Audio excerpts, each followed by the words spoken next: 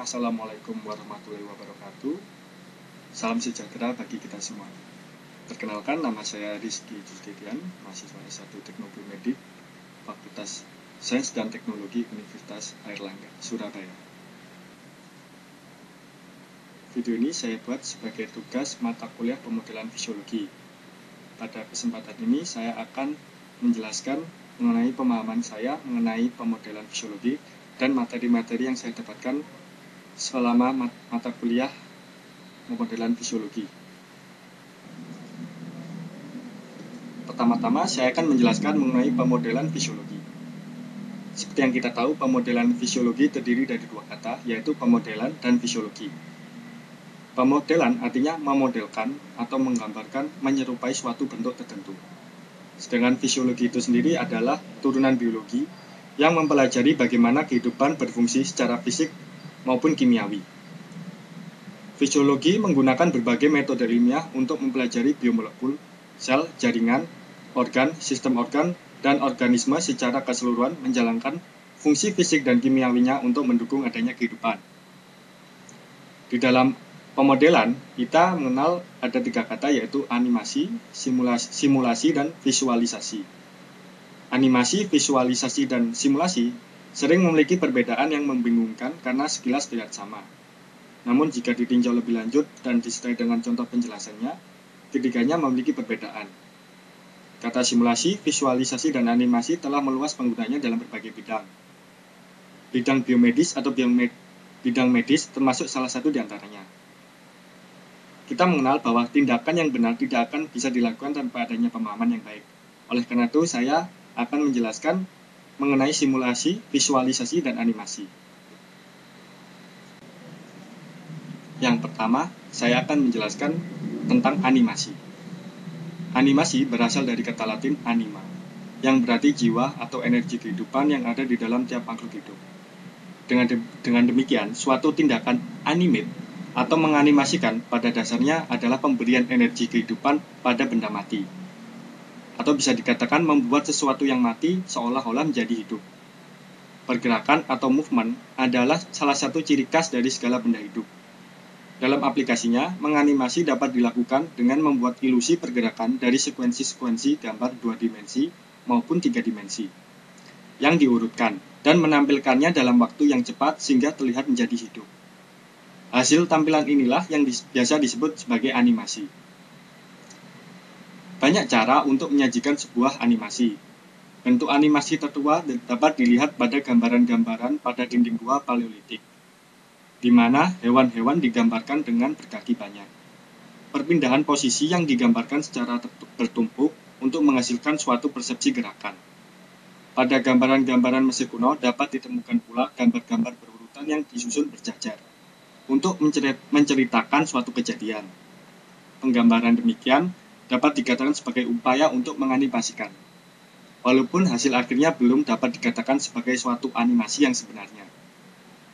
Animasi yang sesungguhnya barulah terlahir sejak sinematografi dan komputerisasi terlahir ke dunia, di mana penyajian berbagai sekuen gambar dalam waktu singkat atau secara cepat mungkin untuk dilakukan.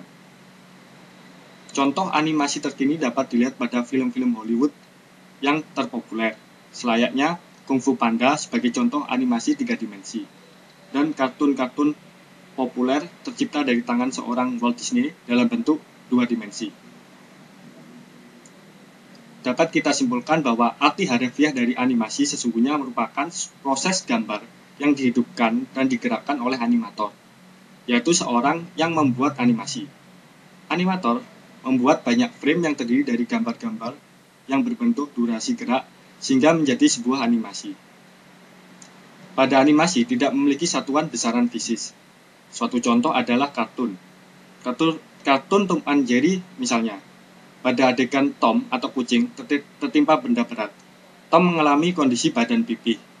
Contoh lainnya adalah kartun Kung Fu Panda, dengan panda sebagai tokoh utamanya, yang dapat berbicara.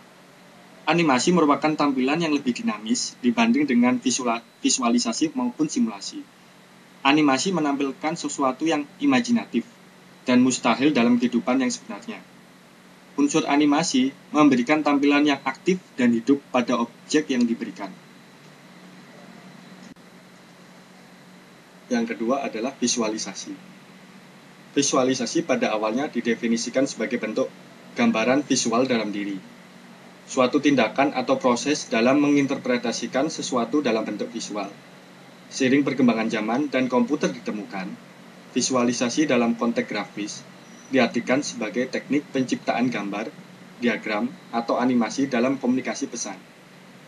Visualisasi pada dasarnya adalah sebuah proses pemetaan atau suatu transfer representasi komputer ke representasi persepsi. Dilakukan untuk memaksimalkan pemahaman manusia akan pesan yang ingin disampaikan. Visualisasi bergantung pada aspek kemanfaatannya. Apakah sebuah visualis berfungsi sebagai penyampaian informasi atau hanya sebagai suatu bentuk artistik?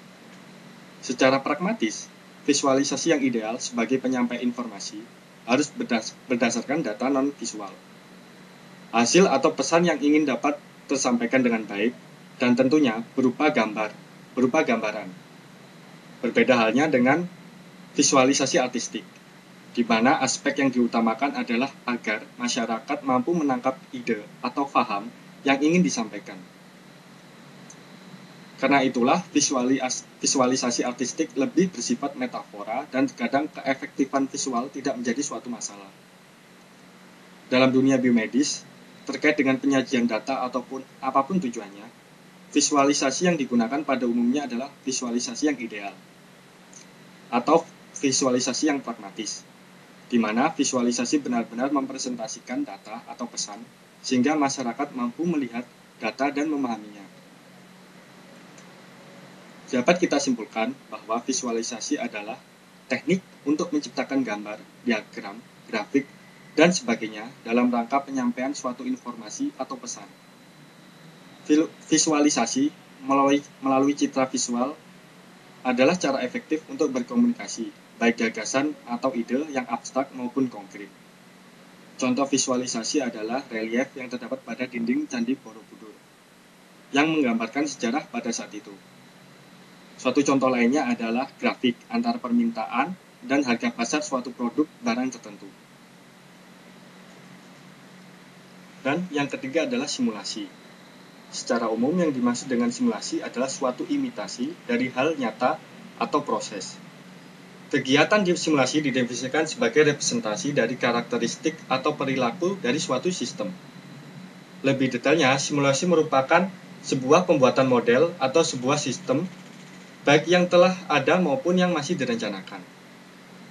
Bentuk dan bagaimana simulasi dilakukan dapat berbeda-beda, bergantung pada konteks dan tujuan dari diadakannya simulasi tersebut. Simulasi merupakan proses meniru sistem nyata yang kompleks, tanpa harus mengalami keadaan yang sesungguhnya.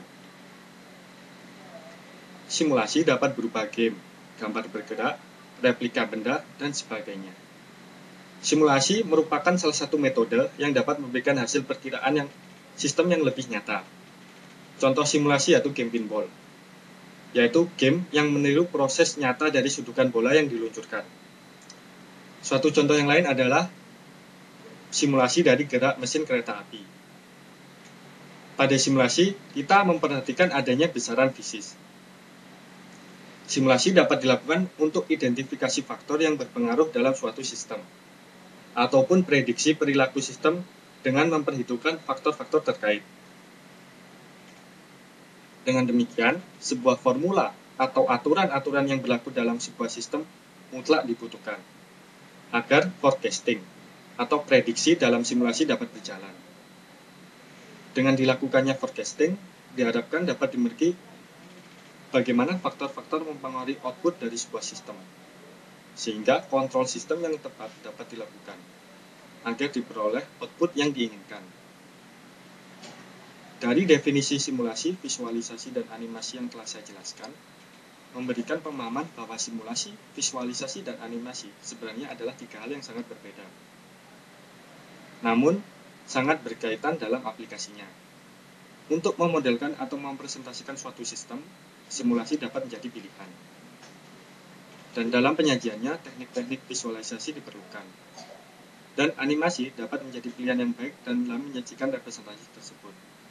Karena animasi adalah suatu bentuk yang atraktif sekaligus efektif dalam penyajian data. Khususnya dalam konteks visualisasi pragmatis. Demikian penjelasan dari pemodelan fisiologi. Semoga bermanfaat bagi Anda semua. Terima kasih atas perhatiannya. Wassalamualaikum warahmatullahi wabarakatuh.